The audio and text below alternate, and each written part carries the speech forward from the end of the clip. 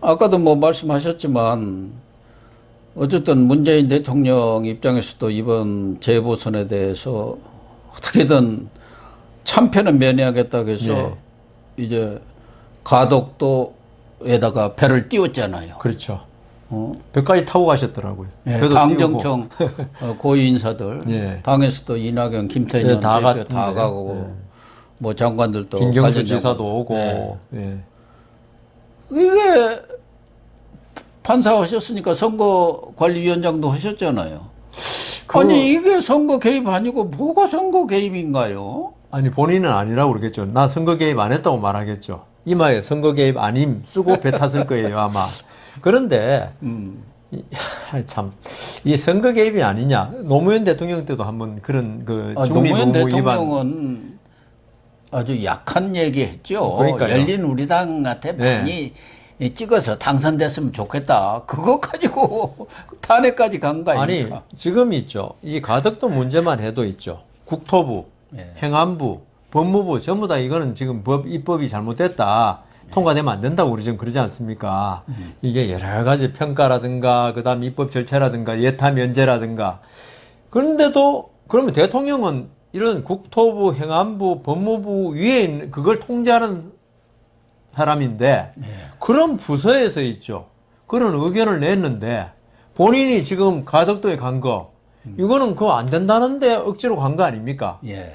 그러면 이게 선거 개입 아니면 뭘 선거 개입이라고 그래야 되는 겁니까? 아니 이게 이미 가덕도 그 공항이 이미 결정돼 있고 예? 그거 이제 그 기공식 테이프 끈으로 갔으면 있죠. 뭐 그거는 그럴 수 있다. 예? 하지만 이건 아직 그 삽도 뜨려면 뭐 아직 뭐 몇 년 남았고 그다음 여러 가지 그 절차가 많은데 그리고 그 더구나 행정 각 부처에서 이건 아니다고 하는데 오로지 그 4월달 재보선이 위해서 지금 갔지 않습니까? 그러니까 본인이 입으로 내가 그 선거에 개입한 게 아니라 그런다고 해서 선거 개입이 아닌 게 아니고 이거는 공직선거법 위반이죠. 그대로. 이게 그 문재인 대통령의 내심의 의사라는 거는 뭐 본인이 아니라고 해서 그 선거 개입이 아닌 게 아니죠. 이거는 이번에 가덕도 간 거는 딱 그 선거에 맞춰서 갔고요. 지금 한 달 정도 남았지 않습니까? 그다음 행정 각 부처가 아니라고 하는데 갔고요. 그다음 그 가덕도 문제를 꺼낸 게 이런 그 여당의 당 대표부터 그렇게 꺼냈잖아요.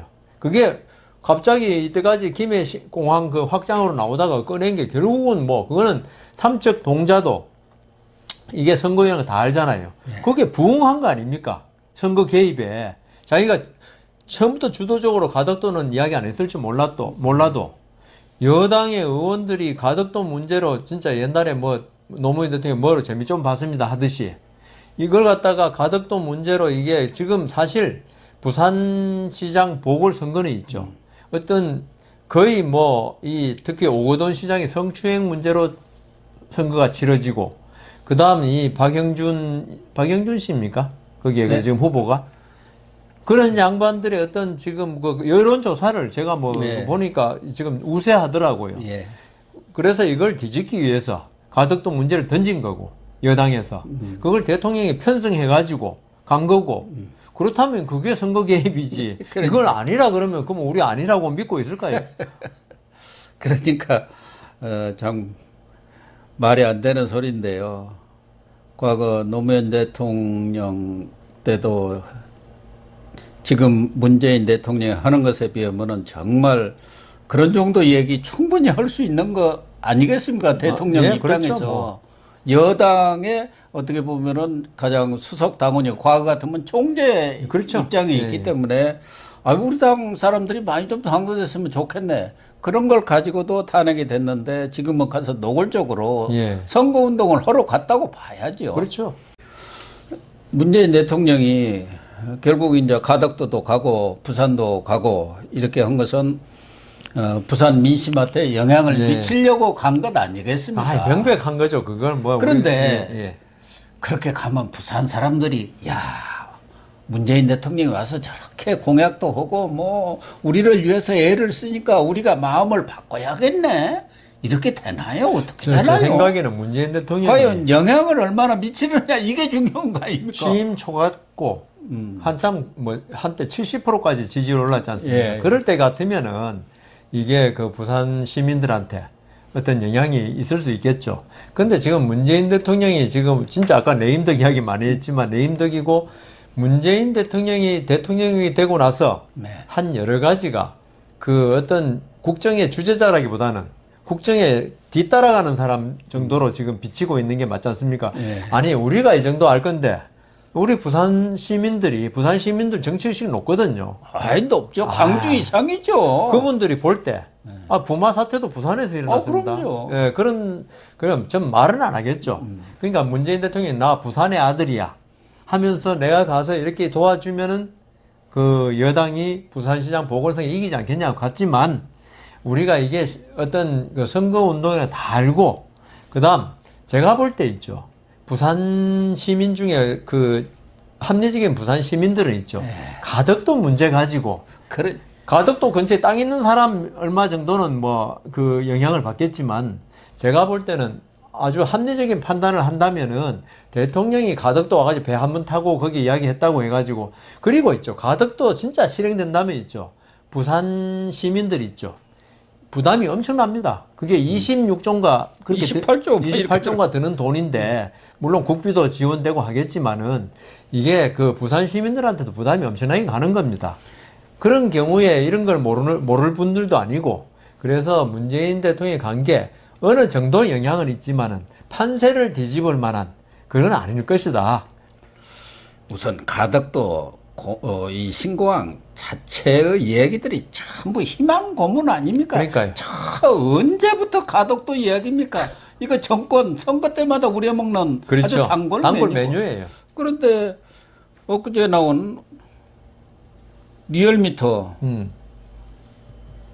25일, 26일 이 조사를 보면은 부산에서 여론조사 리얼미터를 하도 조작미터라고 하니까 얼마나 믿을지는 모르지만 농담으로 민주당이 35%, 네. 국민의힘이 27% 해가지고 문재인 단역하고 거기에 뭐 이렇게 특별표 지금 26일 날 통과를 시켰지 않습니까? 예. 그러면서 급상승을 했다는 거예요.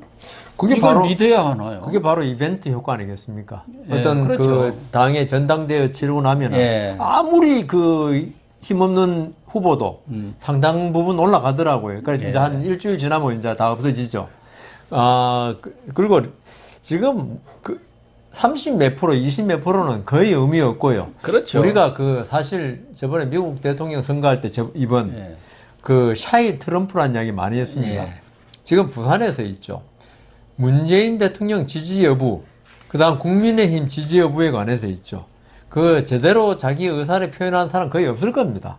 그러겠죠. 이것만 하더라도 두 개를 합쳐도 62%뿐이 안 되잖아요. 나머지는 그냥 나머지 38%는 지금 침묵을 지키고 있는 그리고 거 아닙니까? 여론조사할 때 응답률이 강성들이 높아요. 강성, 열렬 지지층. 그렇죠. 근데 나머지는 그냥 전화 오면 끊거나. 아니 우리 같은 사람도 오면은 아이고 알았다고 끊어버리잖아요. 그게 적어도 5분 이상 차지하기 때문에 바쁜데 뭘 이런 걸 하면서 끊는데 그 지지는 이제 지지 뭐 조사한 측에서는 그렇게 나왔겠죠.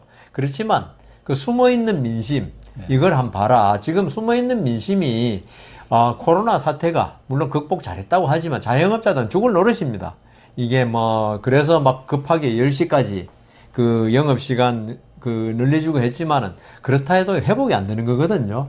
그래서 그 제 생각에는 이거는 지금 현재는 뭐 법 통과되고 문재인 대통령이 다녀갔으니까 그 정도 나올 수 있죠. 그렇지만 진정한 민심을 알려면은 한 일주일 이상 지나봐야 알 것이다. 그때 가서 몇 프로인지 한번 보고, 그다음 리얼미터는 워낙 그 좀 그런 느낌이 있어서 거기 대답하는 사람도 거기에 맞춰 대답할 가능성도 좀 있다. 그렇죠. 리얼미터가 여론조사 마사지를 많이 한다는 말들도 있으니까 그러니까 안 그러겠지만 그런 소문도 있으니까 억울할지 모르지만 또 마지막으로 최근에 공무원들도 이번에도 방금 말씀하신 대로 가덕도 문제와 관련해서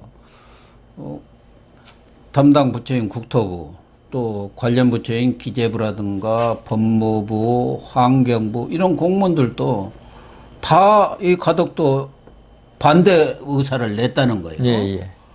그것은 저는 최재형 감사원장의 덕이라고 봅니다. 아, 그렇죠. 그 월성원전. 후광 효과 있죠. 예, 거기 경제성 평가 조작하고 했다가 했다가 구속까지 되니. 깜빵에 가고 예. 그때 조작을 시킨 사람들은 난 몰라 하고 있는 거 아닙니까? 예, 예. 그러니까 공무원들로서도 어떻게 보면 면피 심리도 있겠지만 임기말 되니까 1년뿐이 안 남았는데 내가 괜히 거기 끼어들었다가 덮어쓸 필요가 없죠. 지금 문재인 정권 들어와서 한 게 뭡니까? 각 부처에 다 적폐청산위원회 만들어가지고 국정농단을 해갖고 적폐청산해갖고 거기에서 합리적으로 정부 정책으로 결정해가지고 시행했던 것들도 네가 담당자지. 그래갖고 전부 옷 벗기고 무슨 불이익을 준 거 네. 아닙니까? 그러니까 누가 흘러오겠어요. 여기서 이 네임덕. 공직사회발 레임덕이 제일 무서운 거거든요. 그러니까 제가 그 이 정권이 처음에 집권했을 때 적폐청산하면서 진짜 이제까지 우리 공무원들은 시키면 했지 않습니까? 그렇죠. 그게 어디서 또 청와대에서 시키면 누구 영이라고 그럼. 하면서 했거든요.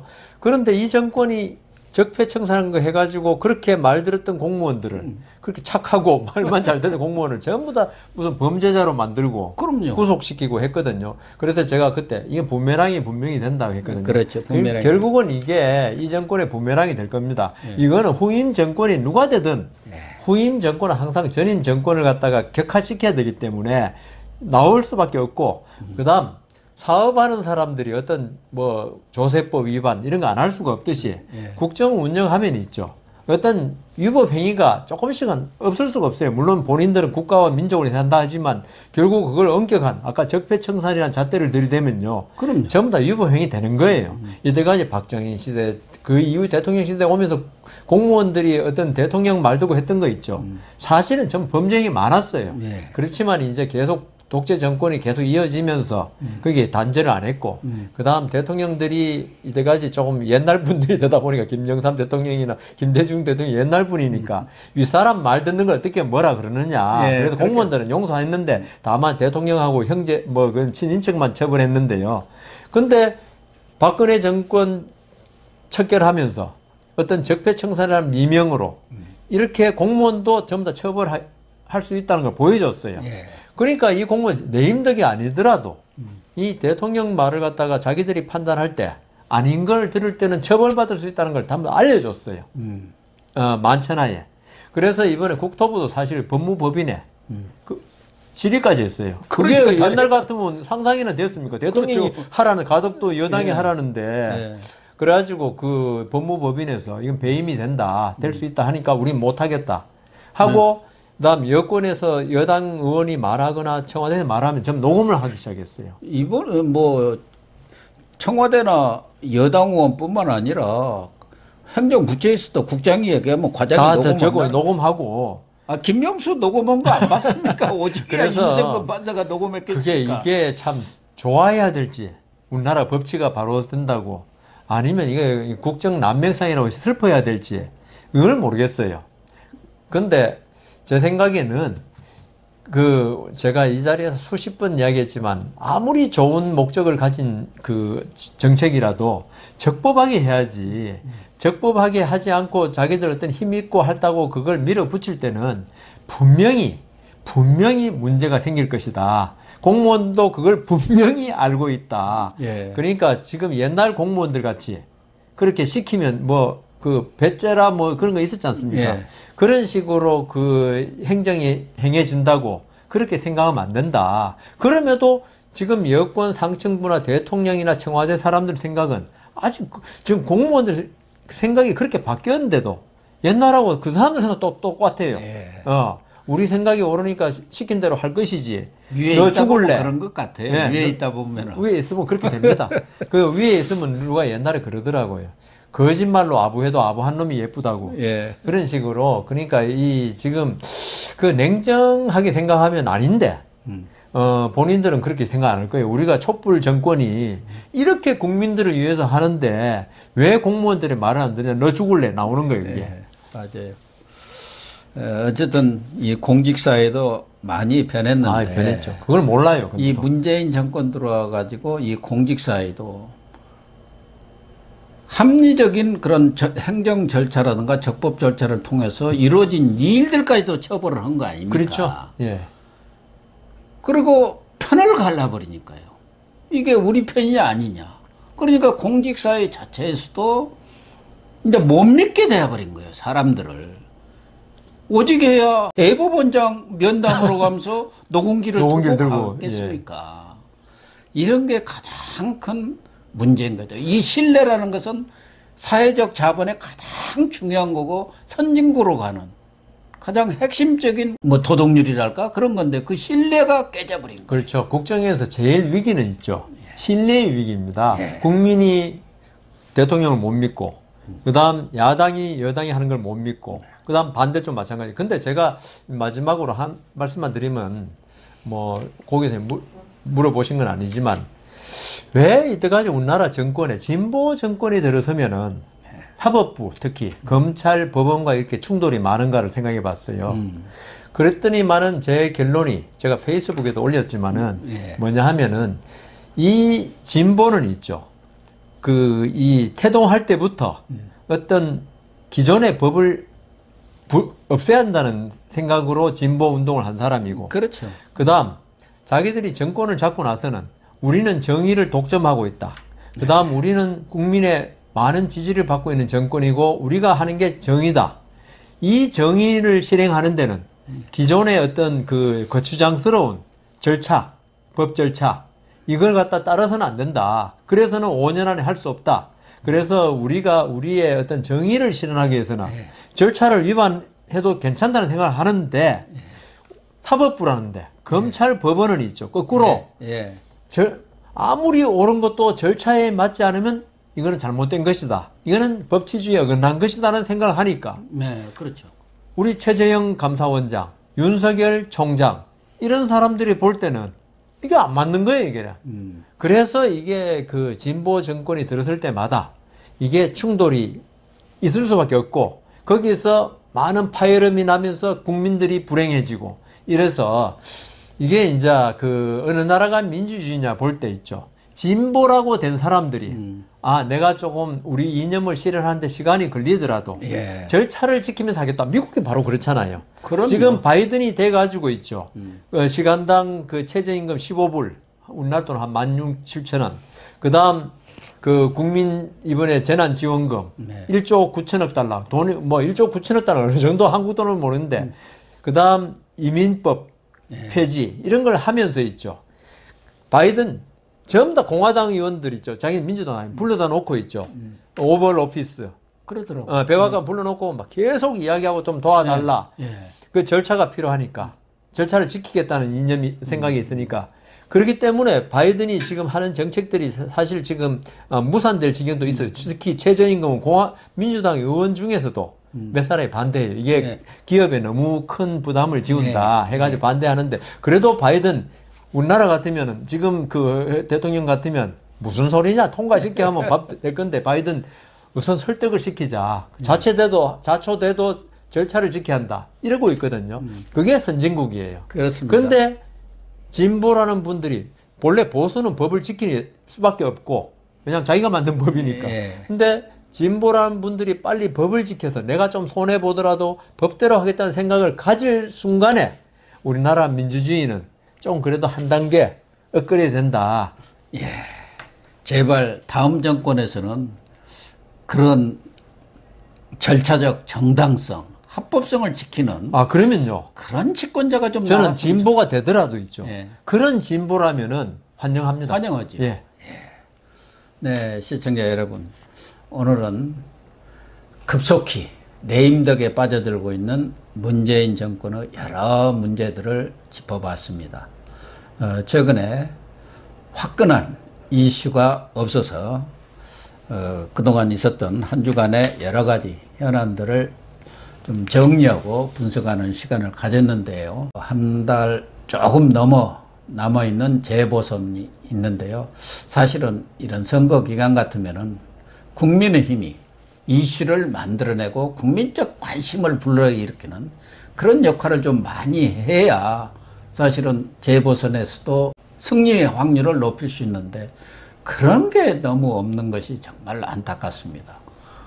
선거가 코앞인데 이런 시사 논평을 하는 쪽에서 이슈가 없어가지고 아주 골머리를 썩이고 있는 이런 상황입니다.